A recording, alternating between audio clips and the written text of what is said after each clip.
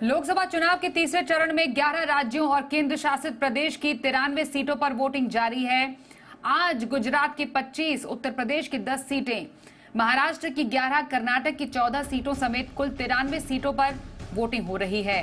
तीसरे चरण के दिग्गजों की बात की जाए तो उनमें उत्तर प्रदेश की मैनपुरी सीट से डिंपल यादव, बारामती सीट से ननद भाभी सुप्रिया सुले और सुनेत्रा पवार मैदान में हैं। मध्य प्रदेश की राजगढ़ सीट से पूर्व सीएम दिग्विजय सिंह और गुना से केंद्रीय मंत्री ज्योतिरादित्य सिंधिया भी मैदान में हैं।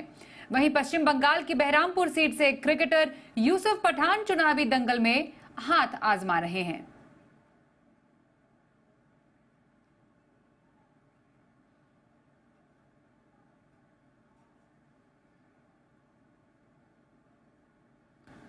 तो तीसरे चरण में दिग्गजों ने वोटिंग की है। गुजरात की सूरत में हर्ष सांघवी और अमरेली में पुरुषोत्तम रूपाला ने मतदान किया। तो वहीं महाराष्ट्र की बारामती में डिप्टी सीएम अजीत पवार ने वोटिंग की।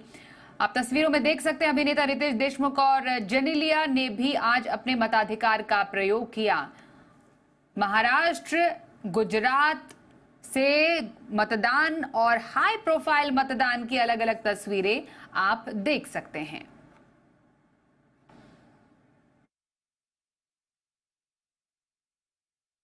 वोट करने के लिए और सभी लोगों को बाहर आकर ज़रूर मतदान करना चाहिए। मैं सबसे यही उम्मीद करता हूं कि वो अपने घर से बाहर निकले और आज का दिन बहुत ही महत्वपूर्ण है और ज़रूर जाकर वोट करें। ये इम्पोर्टेंट दिन है और वोट करना इम्पोर्टेंट है, तो हर सिटीजन जाके वोट करना ज़रूरी, मुझे लगता है कि ज़रूरी है। तो आज की वोटिंग की पूरी डिटेल्स लेते हैं अलग अलग जगहों से। सबसे पहले यूपी ले चलते हैं। यहाँ पर फिरोजाबाद से अंजलि सिंह हमारे साथ है, उनसे समझते हैं कि यूपी में इस वक्त किस तरीके का उत्साह देखने को मिल रहा है। अंजलि, आपसे समझना चाहेंगे फिलहाल अगर वोटिंग प्रतिशत के हिसाब से बात करें, कितना उत्साह देखा गया है, कितना वोटिंग प्रतिशत है? गर्मी को देखते हुए क्या वहां पर भी मतदान जो है वो बढ़ा दिया गया है? और जरा डिटेल्स बताइए, सुबह से अब तक क्या देखा आपने? जी देखिए, बिल्कुल शाम 6 बजे तक वोटिंग होगी। उत्तर प्रदेश की फिरोजाबाद सीट में इस समय हम मौजूद हैं और यहाँ पर एक पोलिंग बूथ है जहाँ की तस्वीरें भी आपको दिखाते हैं। देखिए, जैसे सुबह की शुरुआत हुई तो लंबी अच्छी कतारें पोलिंग बूथ पर देखने को मिली, लेकिन एक बार जैसे जैसे मौसम का असर दिखने लगा तो जो अंदाज़ा लगाया जा रहा था कि पोलिंग बूथ खाली पड़ने से दिखाई देने शुरू हो गए थे, लेकिन अब फिर से शाम का वक्त शुरू हुआ है तो अब आप देखेंगे कि फिर किस तरह से कतारें जो है वो यहाँ पर लगनी शुरू हो गई, यानी मतदाता घर से निकलने शुरू हो गए। जहाँ तक बात करें फिरोजाबाद सीट की तो वोटर टर्नआउट पिछली बार इस सीट पर 60% के करीब का रहा था और अभी दोपहर 3 बजे तक के जो आंकड़े जारी किए गए हैं उसके मुताबिक करीब 48% तक की वोटिंग जो है वो फिरोजाबाद सीट पर हुई है।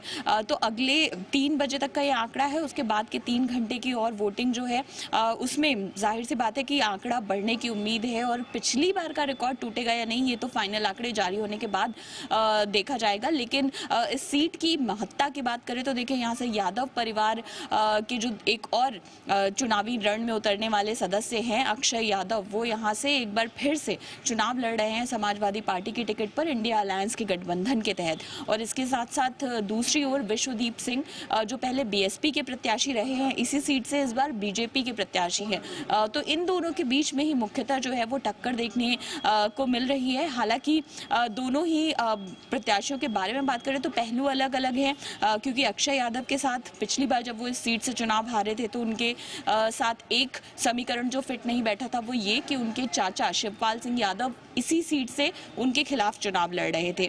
तो कहीं ना कहीं वोट बैंक का जो बंटवारा होता है वो जरूर वहां पर होता हुआ दिखाई दिया था, क्योंकि जीत का अंतर जो बीजेपी के प्रत्याशी जीते थे चंद्रसेन जादौन और अक्षय यादव, इनके बीच में जीत का अंतर करीब 29,000 वोटों का था और 91,000 के करीब वोट शिवपाल सिंह यादव के खाते में गए थे। यही वजह है कि शिवपाल सिंह ने इस बार जब चुनाव प्रचार किया अक्षय यादव के लिए तो उन्होंने ये भी कहा कि मुझसे गलती हो गई थी पिछली बार। हालांकि अक्षय यादव अपनी जीत को लेकर आश्वस्त नजर आ रहे हैं। जी मीडिया से उन्होंने बात की और कहा कि इस बार काफी भारी मतों के अंतर से इस सीट को वो जीतेंगे, लेकिन लगातार बीजेपी जो है वो परिवारवाद के आरोप पर घेरती रही है ये पूरा जो यादव परिवार का कुनबा है उसको लेकर। और आज जिन जिन सीटों पर वोट डाले जा रहे हैं उनमें से 3 सीटें ऐसी हैं जहां पर यादव परिवार के ही सदस्य जो है वो चुनाव लड़ रहे हैं। तो परिवारवाद का मुद्दा लगातार बीजेपी की ओर से उठाया जा रहा है। अब ये कितना कारगर साबित होता है, क्या जो पारंपरिक वोट रहा है, चूंकि फिरोजाबाद को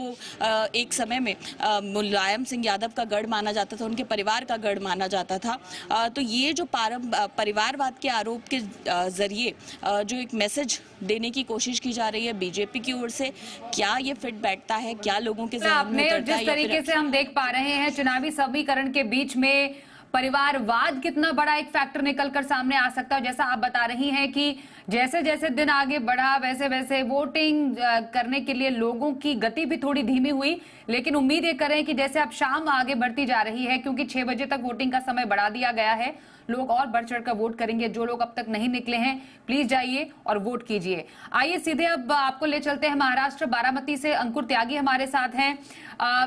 अंकुर, जरा बताइए वहां पर क्या आप तस्वीरें देख पा रहे हैं? बारामती में तो ननद भाभी सुप्रिया सुले और सुनेत्रा पवार मैदान में है, वहां पर कैसे रंग, वहां पर कैसी तस्वीरें? देखिए, बारामती अपने आप में काफी हाई प्रोफाइल सीट है, क्योंकि शरद पवार परिवार जो है पूरा पवार परिवार, उसका यहाँ पर कई अरसे से यहाँ पर एक छत्र साम्राज्य रहा है। ये पहली बार है जब दोनों जो कैंडिडेट्स हैं वो दोनों एक ही परिवार से आते हैं। नंद और भाभी का रिश्ता है सुप्रिया सुले और सुनेत्रा पवार के बीच में। सुनेत्रा पवार इस वक्त मौजूदा जो सूबे के उप मुख्यमंत्री हैं अजित पवार, उनकी पत्नी भी हैं। अभी कुछ वक्त पहले ही वो खुद एक मामले में फंसी हुई थी। ईओडब्ल्यू ने उनको क्लीन चिट दी है अजित पवार के साथ। उससे पहले अजित पवार का एक पॉलिटिकल मूव देखने के लिए मिला था हमें 2023 में, जब उन्होंने अपने ही जो चाचा हैं शरद पवार, उनसे अलग होकर एक नई एनसीपी, जो पुरानी एनसीपी है, उसको रिक्लेम किया और उसके और बीजेपी के साथ और एकनाथ शिंदे के साथ जाकर सरकार बना ली। यहाँ इस गणित को समझाने की जरूरत इसलिए पड़ रही है क्योंकि वो जो हुआ था आज से तकरीबन 6-7 महीने पहले जो इंसिडेंट हुआ था, उसका असर इन लोकसभा चुनावों पर पड़ता हुआ नजर आ रहा है बारामती की सीट से, क्योंकि बारामती की सीट का जीतना या हारना एक मैसेजिंग के तौर पर लिया जा रहा है। 10 साल, आपको इस बात से समझा दूं, 10 साल पहले जो शरद पवार थे वो यहाँ पर वोट करने आए थे, फिर बाद में उन्होंने अपना जो वोटर लिस्ट से नाम कटवाकर मुंबई में शिफ्ट करवा दिया और 10 साल के बाद अब वो वापस आए हैं। वापस उन्होंने मुंबई से नाम कटवाकर बारामती में अपने गांव में अपना नाम लिखवाया और आज वोट देने भी गए। उनके साथ उनकी बेटी सुप्रिया सुले भी थी जो यहाँ की उम्मीदवार हैं। तो ये चीज समझा रही है कि कितना हाई इंटेंसिटी पूरा का पूरा हो रहा है मुकाबला। अब यहाँ पर दोनों के बीच मुकाबला जबरदस्त है। पवार, जो शरद पवार की मैं बात करूं, इस पूरे इलाके में आपको व्हीकल्स की पूरी इंडस्ट्री, अलग अलग कंपनियों की यहाँ पर बसाने का पूरा श्रेय शरद पवार को जाता है। 17 से कैनाल के जरिए पानी लाने का जो श्रेय शरद पवार को जाता है। एग्रीकल्चर रिफॉर्म्स के नाम के साथ ही जो दूसरी एमएसएमई सेक्टर की कंपनियां हैं उनको भी यहाँ पर पैर जमाने का मौका देने का पूरा श्रेय शरद पवार को जाता है। लेकिन उसकी अपनी एक शेल्फ लाइफ होती हुई नजर आ रही है, क्योंकि यहाँ का जो मतदाता है वो इसी पशुपेश में फंसा हुआ है। जो पुराना मतदाता है आज भी वो शरद पवार के इन कामों को नहीं भूला है, लेकिन जो नया मतदाता है, नया वोटर है, यंग वोटर जो है, वो जरूर ये सोचता है कि क्या आज 84 साल के हो चुके और बीमार रहने वाले शरद पवार को वोट देकर क्या उनको मजबूत बनाया जाए, या अजीत पवार जो इस वक्त महाराष्ट्र की सत्ता पर भी काबिज हैं उप मुख्यमंत्री और के तौर पे, और इसके अलावा लोकसभा में भी उनकी हिस्सेदारी होने वाली है। तो यहां पर ये जो आंकलन जो वोट बैंक का है, वो वोटर के बीच में अगर आप जाते हैं तो वो जरूर इसके ऊपर बात करते हुए नजर आते हैं। और वही बात है जो आने वाले बारामती का 4 जून को भाग्य तय करने वाला है।